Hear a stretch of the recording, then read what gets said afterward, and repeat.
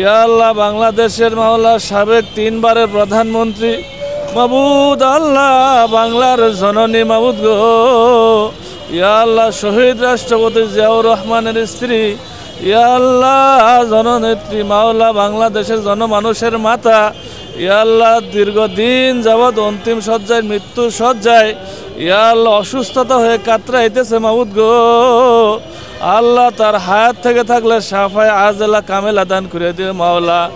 আল্লাহ যদি আর হায়াত না থাকে মাওলা গো ইমানের সাথে আল্লাহ আল্লাহ জপতে জপতে দুনিয়া থেকে বিদায় করে নিও মাওলা।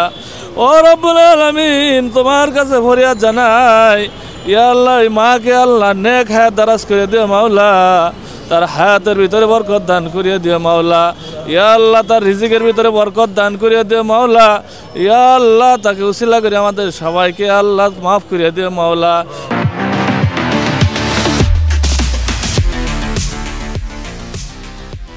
আমাদের সাবেক প্রধানমন্ত্রী উনি আমাদের মা, অত্যন্ত মহব্বতের অত্যন্ত আপনজন। এই মার যেহেতু অসুস্থ দেখতেছি, খবরে দেখতেছি, ওনার জন্য আমাদের মন কাঁদতেছে, দিল কাঁদতেছে।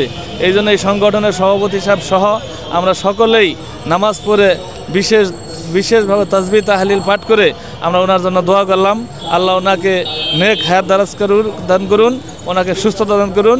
আপনারা নিশ্চয়ই জানেন যে প্রতিবন্ধীদের সম্পর্কিত বিশেষ শিক্ষানীতি মেলা 2009 সালে আমাদের এই দেশনেত্রী বেগম জিয়া 2008 সালে প্রণয়ন করেছিলেন এবং আমাদের বিদ্যালয়গুলোর প্রথম স্বীকৃতি এবং এমপিওর কাজ শুরু করেন আমাদের এই মাননীয় দেশনেত্রী বেগম জিয়া। আজকে উনি জীবন মৃত্যু সন্ধিক্ষণে আছেন। আমাদের এই মহান নেত্রীর জন্য আমরা দোয়া করছি উনি যেন সুস্থ হয়ে আমাদের মাঝে ফিরে আসেন এবং আমাদের বাকি অটিস্টিক এবং প্রতিবন্ধী বিদ্যালয়গুলো যেন ওনার হাত ধরেই স্বীকৃতি এবং এমপিও হন। আর এই মহান মানুষটার জন্যই আমরা দোয়া করছি। উনি সত্যিকারের প্রতিবন্ধী বান্ধব। এই প্রতিবন্ধী বিদ্যালয়গুলোর মূল সূত্রপাত উনিই করেছেন এবং জাতিসংঘে এই প্রতিবন্ধী শিশুদের যে সনদ প্রথম স্বাক্ষর বেগম জিয়াই করেছেন। তাই এই মহান মানুষটার জন্য আমরা আজকে নামাজ পড়ে দোয়া করলাম। আসলে প্রতিবন্ধীদের যে উন্নয়নের যে ধারা, তাদের শিক্ষার যে মৌলিক জায়গাটা, সেটি শুরু হয়েছিল জিয়াউর রহমানের সময় 1977 সালে। সেখান থেকে শুরু করে পরবর্তীতে প্রধানমন্ত্রী থাকা অবস্থায় বেগম খালেদা জিয়া এই বিষয়টিকে প্রতিষ্ঠিত করে এবং তার সময়কালীন সময়ে প্রধানত স্কুলগুলো এমপি এবং স্বীকৃতি এবং এমপিও পায়। ফলে আমাদের এটা নৈতিক, একেবারেই চরম নৈতিক দায়িত্ব যে সেই মানুষটির জন্য, যে মানুষটির জন্য আজকে এই প্রতিবন্ধী শাখা প্রতিষ্ঠিত হয়েছে, প্রতিবন্ধীদের শিক্ষার দ্বার উন্মোচিত হয়েছে, তার জন্য আমাদেরকে কায়ে মনে দোয়া করা। আমরা তাই আজকে নামাজ শেষে তার জন্য দোয়া করলাম, আল্লাহ যেন তাকে